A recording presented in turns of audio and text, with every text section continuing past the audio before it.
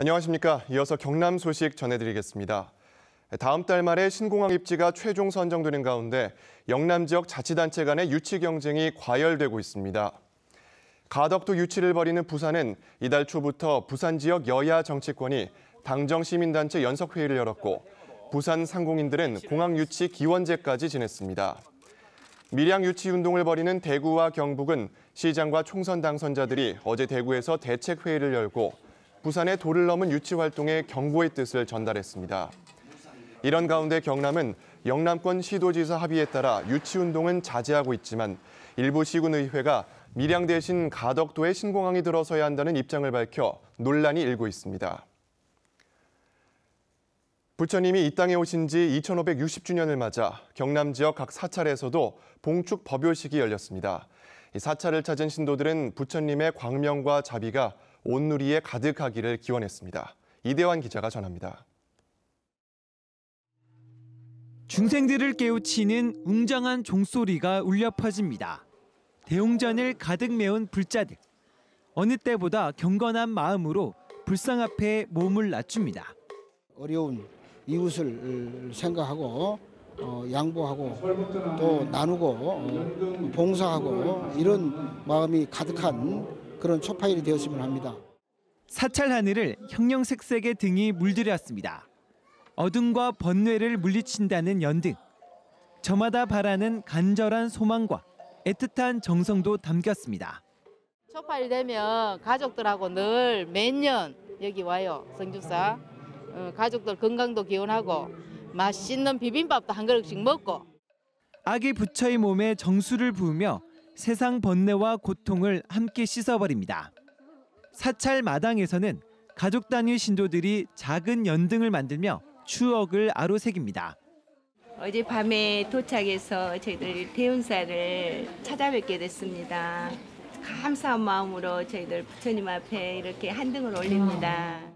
합천 해인사와 하동 쌍계사 등 경남 지역 2000여 사찰마다 다채로운 행사가 열려 신도들의 발길이 하루 종일 이어졌습니다. KBS 뉴스 이재환입니다.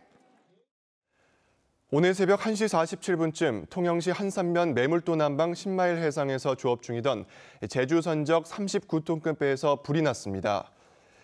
화재 당시 선박에 타고 있던 선장 등 선원 10명은 인근에서 조업 중이던 선박들에 의해 모두 구조됐습니다. 통영 해양경비안전서는 경비함정 5척과 122 구조대를 급파해 구조된 선원들을 병원으로 후송하고 화재를 진압했습니다. 산청에서 말벌 제거 작업 중 숨진 소방관의 순직과 관련해 발의된 공무원 연금법 개정안이 재추진됩니다.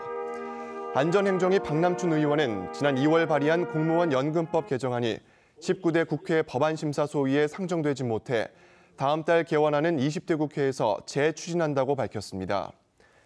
개정안은 벌집, 고드름 제거 등 생활안전 활동 중 숨진 소방관들의 순직 인정 근거를 마련하기 위해서 발의됐습니다. 제25회 하만 낙화놀이가 석간탄신일인 오늘 하만 무진정에서 열렸습니다. 지난 2014년 유네스코 인류 무형문화유산으로 등재된 하만 낙화놀이는 숯과 한지를 꼬아 만든 수천 개의 낙화봉을 공중에 매달아 불을 붙이는 것으로 타들어가는 숯가루가 빛을 발하며 연못 위에 떨어지면서 장관을 연출했습니다.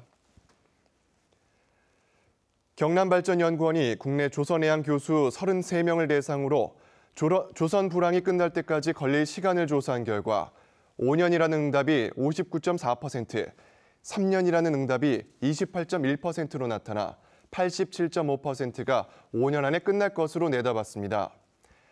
하지만 불황 탈출에 10년까지 걸린다고 본 응답자는 6.3%, 불황이 10년 넘게 지속된다고 본 응답자도 6.3%로 나타났습니다. 극심한 경영난을 겪고 있는 대우조선해양이 고재호 전 사장에게 지급했던 상여금을 환수하는 방안을 검토하고 있는 것으로 전해졌습니다.